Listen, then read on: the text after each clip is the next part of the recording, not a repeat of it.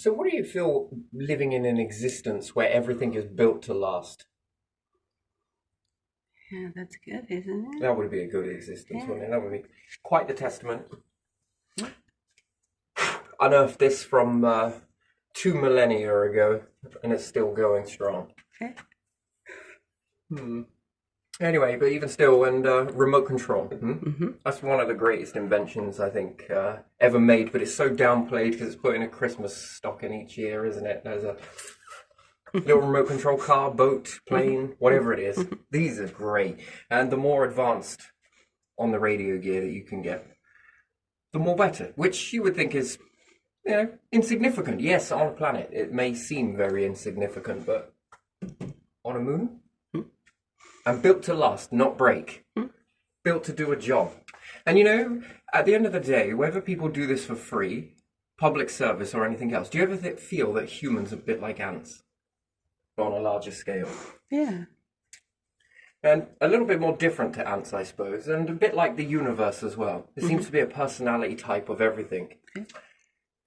We sort things is what you're doing, isn't it? Essentially, you brush away all of the soil because we see it insignificant and we try and look for the most... Ooh, this over here. So the moon is, going to orbit anyway, regardless, yeah? Now, what happens if you were to sort out the moon in its different piles of ingredients? Its different elements, stack its elements, break down the elements, making them easier for transportation. And the same dip with Mars. I mean, it still gives you a body to live on, if needs be. But I think that when people go to space, they don't want to live back on planets. Especially with the aging side of things and everything else. You see, we submerge a lot of our body in water. Back in the day. Did you ever notice how people's faces always took the age? Which people would say that they're seasoned or met a lot of seasons, hey? And the rest of the body usually stays quite younger than the face. Yeah. Do you think that's got something to be related, that the face always stays above the water? Plus neck. And do you think that there's something in it? It very much mirrors the womb, doesn't it? But it then depends on what the ingredients are going into that. What would be a better bath? Got to ask the question. It's a weird question, but still going to ask it nonetheless. Amniotic fluid or water? Which one? Or then you ask another one, because there's a third, synthetic. To be close to. But there again, if we're comparing this to diamonds, and that's how you manage to make a diamond, I'm not sure whether the synthetic one would be all that great. Still got some work to go. Some time to improve. Because we notice how the diamonds are. They're just not quite up to standard. Looks like a diamond, sparkles, perhaps refracts the light like a diamond. But all in all, doesn't hold up to the pressure test and other tests. Blah, blah, blah, blah. It's an isotope of diamond, though, isn't it? Yeah. It's one before diamond, but not quite diamond. Therefore, does it have a purpose? Perhaps it does. That's another thing I wanted to speak about is isotopes. Elements and isotopes. This is going to be like in disappearing ink, I think, in this one. It might. It's holding up all right? Yeah. I can see it disappearing. Yeah. It's because I've just wiped it with a solution and it's still working, so I might need to wipe that off. But anyway, so isotope of diamond. So can we call that a fake diamond? Somewhere along the line, that's on an isotope of diamond nonetheless, though, isn't it? Yeah. And is there anything above diamond? And keep going, keep going, keep going, keep going. This is another question that it led me to. So remote controls, not great on the Earth, okay? Cars built to break, probably is good for consumerism here on the Earth, but out in space, that's costly. And whether you have something, wow, that disappears pretty quick. Whether you have something that is operating and it's just sorting out what's available and putting the elements of significance, yes, perhaps sand is good, maybe it's not. Move this to one side, going to have abundance of that, but the time you melt it down, you've got quite smaller amounts anyway, haven't you?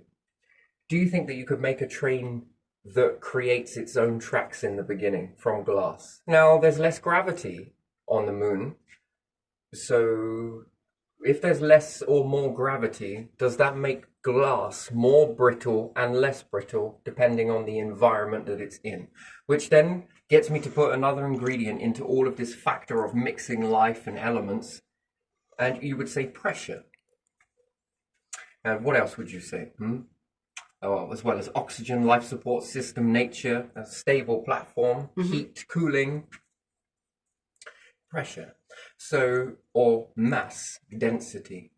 So is glass more stronger on something smaller and it's more brittle on something bigger? And then does it become more brittle if it was on a mass that was 2 times the size? It also depends on how thick it is, isn't it? When you have glass with thick sort of side, you smash it and it holds. And when you have the ones that are used for drinking wine, the thin ones, you smash it and it shatters. So it's also about how big the chunk of glass is. I'm trying to factor in gravity in this. Yeah, I understand. I don't know. I suppose gravity plays a role. If you weigh less. So perhaps you could make something from glass and a particular machine is able to make tracks. Why? Because when going to space, you need to look at the terrain you're at. Is it easier to get on with some process already to get you here and there? And sure, it's a train, so it spreads the mass, doesn't it? Therefore, there's less gravity, less resistance from its atmosphere. It's got a small one. I wouldn't call it very much an atmosphere, but still, it has. There will be some jostling happening, but not as much. Therefore, once it gets going, and if it was a nuclear reactor that was capable of not only driving that, and again, if it's very cold, well, what happens with glass on glass? The stuff is incredibly strong, isn't it?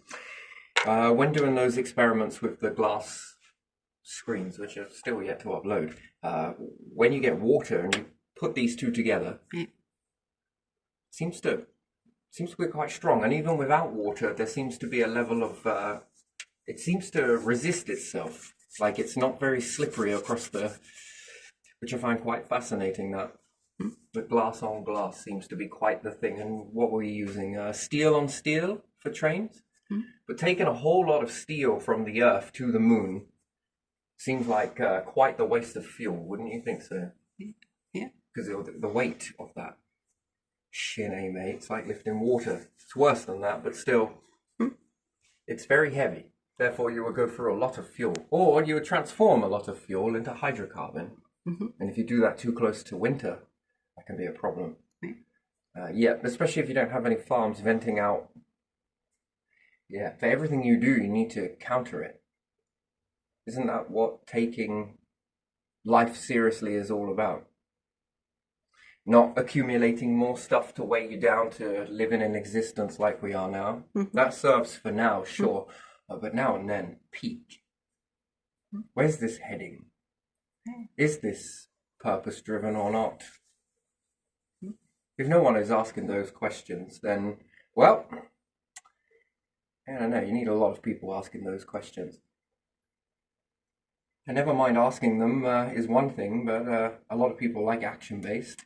You love it so much, you take it. So thought process is equally as challenging as the physical process, I would say. People say it's easy, off you trot.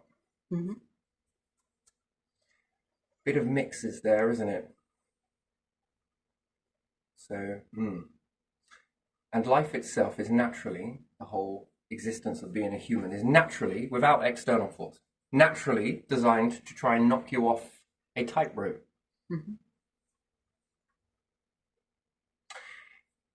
You figure that, and anything else that wants to try and poke sticks at you just falls off.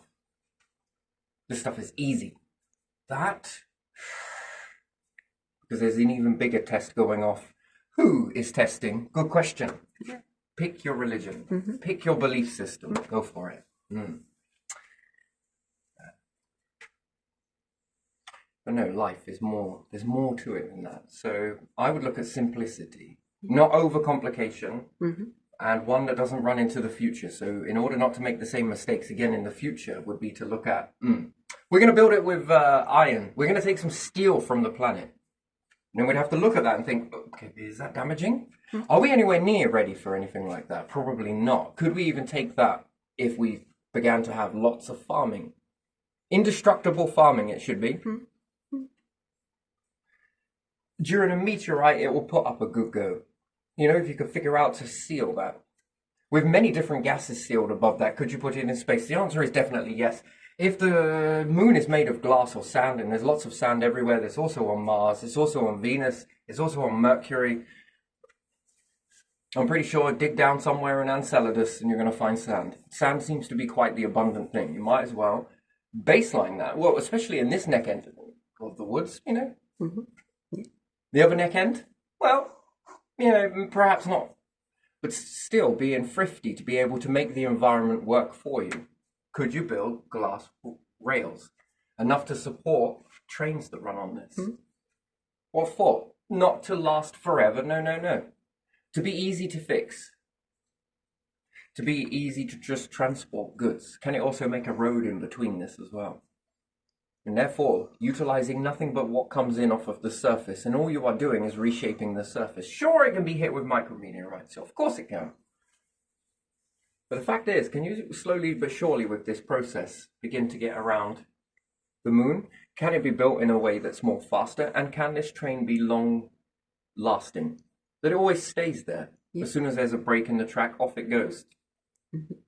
Creating a new one as quick as that, without any inconvenience. And then this allows you widespread access to the moon, to Mars.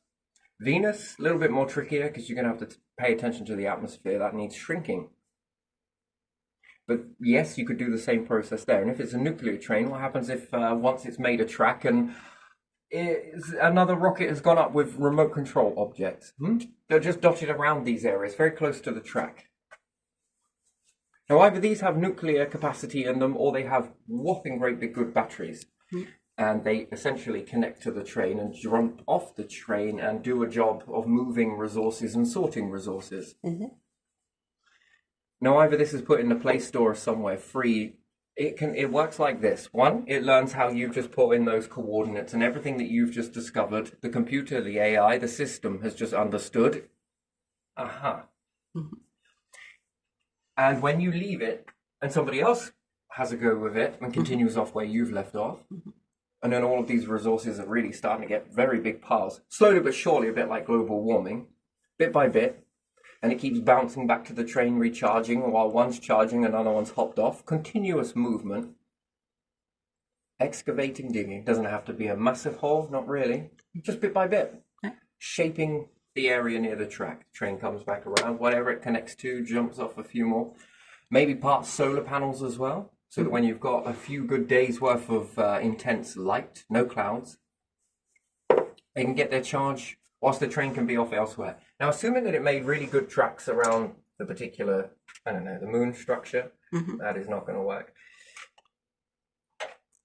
And it finds a cave system. Can it make another track that leads towards the cave system? And if it's a nuclear train, can it go into the cave systems as deep as what it needs to? In order for you to then do the same process, that there's a track. Next train that comes would be a nuclear power platform. Where you have little offcuts on your rail for it to sit. And these little nuclear trains do nothing more than just charge up these resource collectors, like ants, if you like. Some of them fly and scout. Some people can take control in the Play Store of this. You could do this in any store, Apple Store, Amazon Store, who cares what store it is in. Facebook Store, or any new ones that rise up for that matter. And off it goes. Some people might want to do some scouting.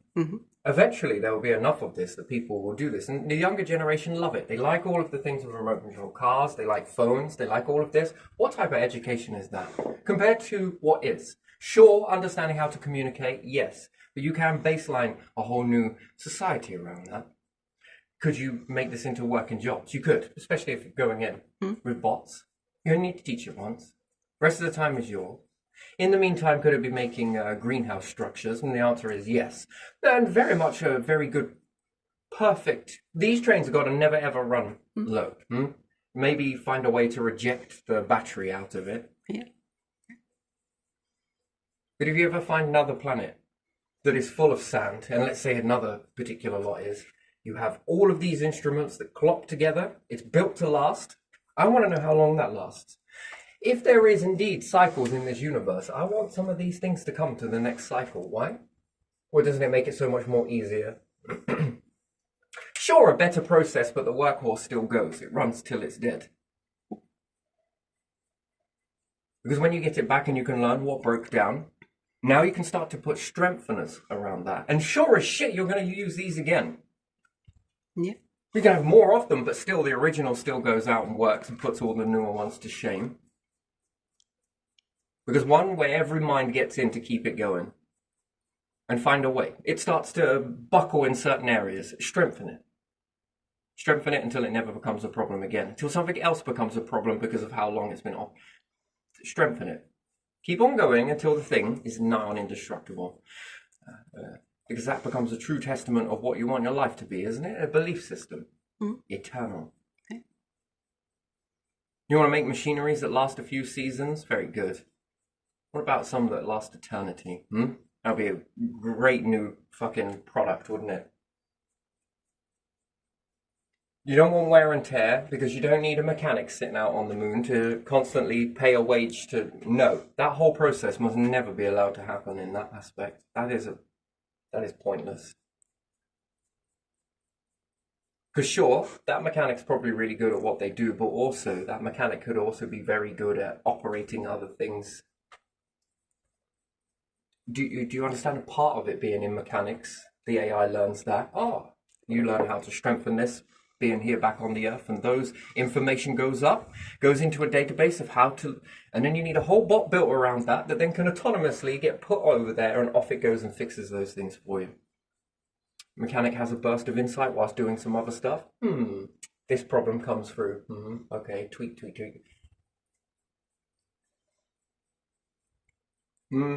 Okay, it's going there, but this is not my thing, it's this bit. But I know someone who can.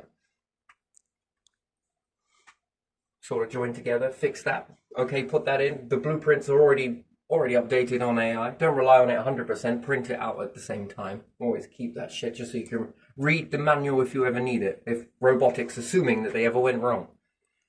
Who knows? Massive universal flare.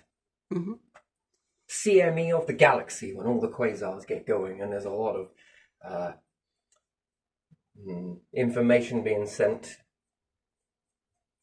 Depending on how many black holes you have in those moments where a quasar triggers off, and if they all feast at the similar sort of time,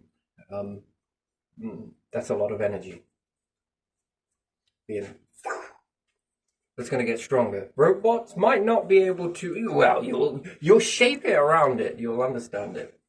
And then therefore, if humans continue on and the universe does indeed begin to wind down and wait for a reset and it does again begin to emerge out again, they've already got the tools to already do so. After all, we're relying on you to resurrect us at some point, so, you know.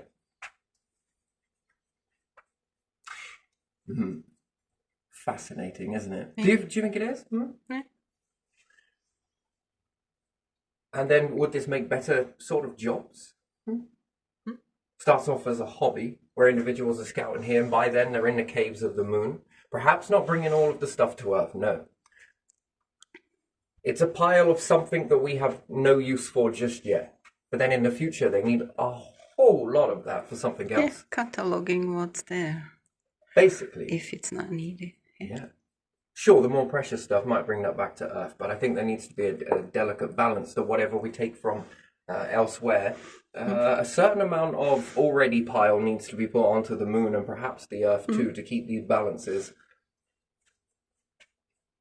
Don't want to find out that we've gone and stacked loads of objects onto these and the core starts buckling or over accelerates. Maybe in some certain situations it would be good to drop down a load of mass to the moon and sort of generate more pull on the core in order to generate more of a magnetic field during times of a massive solar flare. I mean, can be quite protecting, and then lift these things off the moon and again the masses begin to stabilize. Like, you could move the whole Earth with just the moon system, the Earth and moon system, by having large amounts of dense objects land on the moon, which then essentially makes the moon more heavy. That's one volume, more heavy than the Earth. Mm-hmm. And the Earth should start orbiting the moon. And then if you let go, if the Earth's moved over here, then the moon starts orbiting the Earth again. These objects drop down. Mm-hmm. And if you get it done at the right ratio, ballerina dance. Yeah. So the mass hits at right ratio when it's over this side, because your direction is that way. Mm-hmm. And the mass takes over, and then the Earth begins to move around the moon. And then you lift it up at the right ratio, and then we can sort of get it. You can begin to move. The more faster you get this dropping down and picking up. Well, quite fascinating, but even still. That would be quite an interesting thing. Now, whether the gases on the planet would be able to cope with that, who knows? Perhaps it's a good job that the gases tend to collapse down the more further away from the star you go. Because in these situations, I'm not sure that all that jostling wouldn't be very good. But anyway, this situation would run away. You would then be able to be prepared for Mars. Mars would be prepared from what? Your moon. Mm-hmm. Yeah. Because of the way you've worked all of this stuff out, and the database sends it coordinates. It's further away, so the signal takes a little bit more longer. On the moon, the signal also, there's a bit of a lag. Oh, speed of light, hey? Isn't it slow now? Well, it's more about that it's constant than how No. fast it is. One thing that you'll learn very quickly is life forms hate the word slow. They hate it. They absolutely hate it. It's a bit like sailing, right? Yes, all of that's done, aeroplanes, rockets, everything else. It's, in a few hours, impressive. What do you want? Blink and you miss it? That wouldn't be a bad way to travel. I'm pretty sure it will reach that way. So continue on your path, but also in this aspect, the speed of light, Earth to moon, the speed of electronics traveling close to the speed of light has a lag. And the further away from the planet you go, the longer it takes for the signal to reach. Especially if you were recording, you would have then a 5-hour delay, 10-hour lag at the speed of light. Yeah. Too slow, right? So therefore that pushes the demand for faster. That will simply not do. It's a pain in the ass. There'll be new infrastructure created, which I think that's when atomic computers start. Using atoms, spliced atoms, something along the line, synthetic, whatever, it doesn't really matter. To be able to communicate in the speed of now as opposed to the speed of Yeah. Probably travels so fast that you don't even realize or register it. That's that quick. And does it have a time to interact with anything? No, because it's too quick. Because some of these Z atoms, is it Z atoms? They're fascinating. They can travel through you and the craft and not even leave a puncture, apparently. This would be a fascinating thing. If it's real, but there you are. Yeah. Spooky, huh? Yeah, it is. It's just theory now? Or is it? So hydrogen-free, yeah? Do you think with this train as well that it would be able to start to sort out the hydrogen? Yeah. Some hydrogen markers. Another thing that would be good to be able to create this. Pumping a load of hydrogen gas into something that can take a lot of pressure. Be very limited to the interactions of every environment around it. Yeah. And then start to generate hydrogen 3. But then is there hydrogen 4? Yeah. Is there hydrogen 5? Is there hydrogen 6? Is there hydrogen 7? What happens if I make a star out of fully and nothing but hydrogens and just keep compressing? I'm not in for fusion. We notice that there are different isotopes. Water, different isotopes. Also, water then is an isotope, is ozone then, yes? Yeah. Another isotope is when it's buying with something else. Yeah. Now, what happens if I begin to make a star with this process in mind? Yeah, Of just elements. how much we don't know, how many isotopes. You see, which then poses another question. Is the universe fusing from one to the next one, to the next one, to the next one? Or do you think it's gone through the gases? Because hydrogen 3 sounds like a star I would like to meet. Hello? How do you do? Yeah, and maybe... I can see you're not giving up anytime soon, are you? That's why we cannot go from one element to another, because we don't know something, do we? And there again, if indeed these gases are the way that these are made, and that is indeed the way petroleum is made, and that is indeed the way fossil fuel is made, and this is indeed the way this is made, Yeah. and these textbooks to be true, then there should be no reasons on earth, none, as to why we can't recreate that. None at all. And if we're looking at hydrogen free and it's created in this way, then high pressurized hydrogen exposed to those particular environment for a large level of time. And the one thing is here with the universe, everything has to change from one format to another, yeah? Yeah.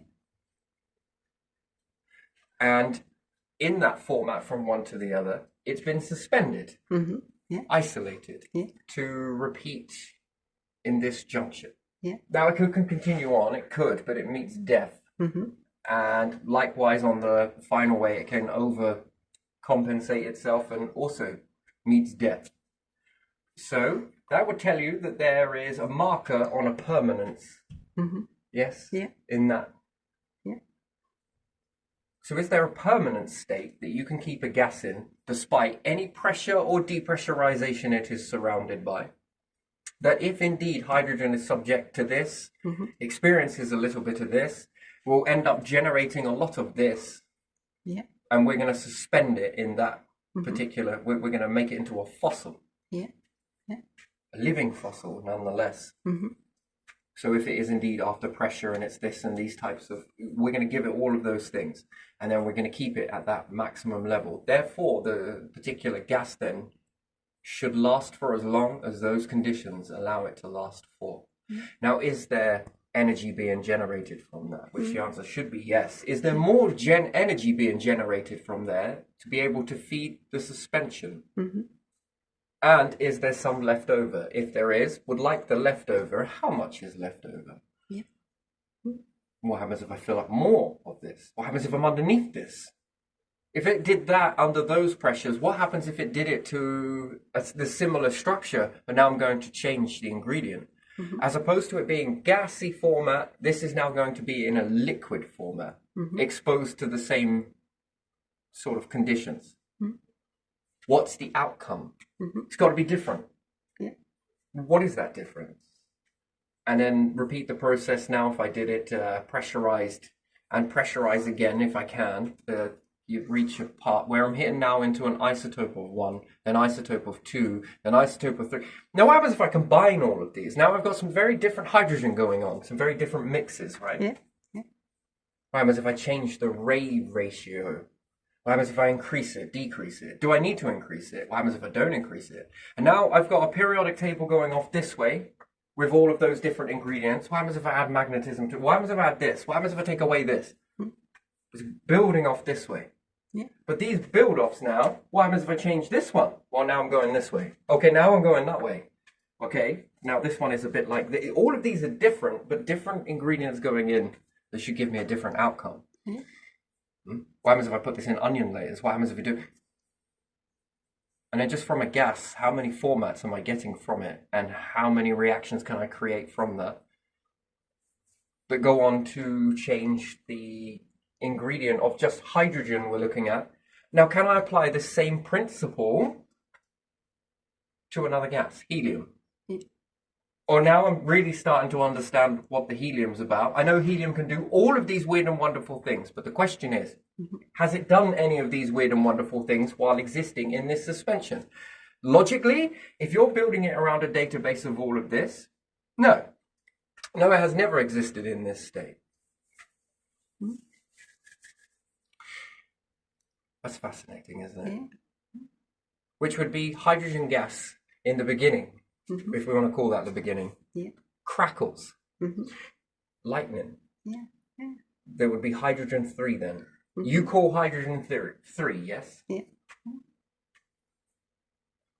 Ah, yes. But lightning changes things. It fuses things. Yeah, it does. It can also diffuse on that spectrum. Yeah. And if you have different isotopes. Because you also in our own nature and stuff, right? It's quite fascinating. So a record table that rotates, and you sit a plant pot on it. It's got a plant in it, but it's now spinning. the fastest setting that you can make it. Maybe you jazz up the record player to go even faster than that, and then you have to anchor it down to the plate so that it doesn't go flying off in. Okay. And you're going to grow the plant now under that. Yeah. On one side of it is going to have a light, and the other side is not so much. We're going to mimic night and day, but we're going to speed up the night and day cycle. Because finding nature's optimal operating ratio would require, do you like having this even night and day? What happens if you have more or less? Or differences? What happens if I remove a moon? What happens if I had 2 moons at night? What happens if I had more stars? What happens if I rotate you faster or slower during these? Yeah, this then gives you quite an outcome as to where its optimal operating ratio. Now imagine putting all of that inside a depressurization chamber and a pressurization chamber. Well, now I'm going to need more pressurization chambers. Why? Because I'm going to give this one this much, this one this much, this one this much, this one this much. Are you going to keep going in reverse? This one is also going to have, if there's a way, water is going to be the one in the depressurization chamber that's going to have to be figured in a very weird way. But even still for the science, imagine if you could just make sure it gets what it needs, but subject it to that state. Interesting. Fascinating process. Now, can it evolve? That's the question. First experiment, not so good. Next one, not so good. Would it experience it for a little bit and then come out of it? There's another one as well, isn't it? Experiencing from both. Somewhere there's always a medium zone in that somewhere. It's about finding it. And then nature then starts to respond in this same experiment the same way. It's more resilient when it's like this. Now, the fascinating thing is that if you can then bring them back to neutral territory again, and allow them to mix with all their differences, what information have they just put into their overall species? Yeah. And eventually should all learn. And then how indestructible is that life form? You see, you've got a mix of different gases that have been subject to different outcomes, which has probably changed the outcome quite a bit. And then you release all of this. And therefore, if the universe will never go into these isotopes naturally, well, you've made some stuff that the universe has never made before, right? But somehow these gases know how to act this way. It's a lot of information for something so small, isn't it? Yeah. And then you can suspend it at any time. And it makes you ask questions about the universe a little bit more. Light or dark? Light or dark? Well, I'm a zebra crossing. Yeah, I'm going to go with a zebra's outfit for this one.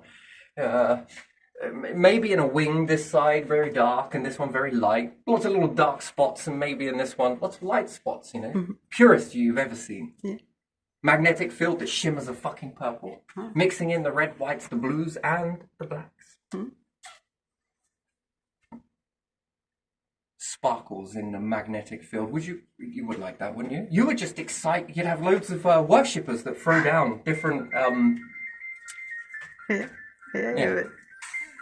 Give you the little Northern Lights effect. Yeah. Anyway, he's probably got to shut this one down, but still, things built to last. How many caves can you get into? Very good. Maybe you don't need the things, but you might need them later. This becomes a new hedge fund. You then start creating nature hobs or pods for nature to grow under different conditions.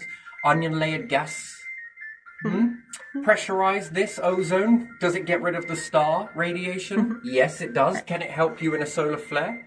Emergency protocol. It knows a solar flare is coming. So it puts the gas into a liquid state, which makes the gas thicker. And does that get you through a solar flare? Because if it does, that's fascinating. When leaving the star, right, and it's getting ready to explode or whatever else, you would probably make it into a neutrino, but even still, let's say you don't get that far, there was a challenge, we'll do it to the next one. And it goes to poosh. And then automatically that triggers a signal that you are going to liquidize your gases into isotopes of 1,000, who knows? And can it block out that energy? Now, what's that energy like against gamma ray bursts? What is the holy grail for gamma ray bursts? That would be an interesting thing, wouldn't it? To be able to be protecting from all of that radiation. Yeah, fascinating. So yeah, I think a good work way would be this way. They seem to love it anyway, don't they? And you can do this here on the Earth, can't you? Practice on the Earth. Making these diggers and, you know, get together with your friends or whatever else, you know? Well, you can make these yourself. Some are going to move some stuff and make a pile over there and over there, sort it out, know what the stuff is. Based on visual cue, yeah? It looks kind of different, but the lag in time, that's going to be the problem. So, faster. Or, teach the moon it in closer proximity. It understands half a database now. And it goes there and then sends you back the data. And then you can look at this and sort of be like, that's a bit wrong. Practice run on a mock version on the Earth, and then that gets sent over to the coordinates on the one on Mars and Europa and everything else. Find a way to clean all of this stuff in the rivers. See, all you need is a little fucking app store, river cleaner. This sends something that disconnects from a street light close by. Who knows? Who knows how it's going to charge up, maybe. You're going to play a game of collecting all of the shit out of the riverbed. This thing just goes in and just fucking tosses it out.